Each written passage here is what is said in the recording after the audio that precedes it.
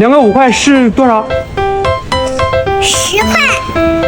你是怎么算出来的？因为2个5，你看一个5，1、2、3、4、5，然后又一个5，1、2、3、4、5，合起来1、2、3、4、5、6、7、8、9、10，不是吗？3个5呢？3个5啊，3个5，6。3个5叠6。啊？那你是怎么算出来的？你看是不是1、2、3，1、2、3，一个2个3合起来是1、2、3、4、5、6。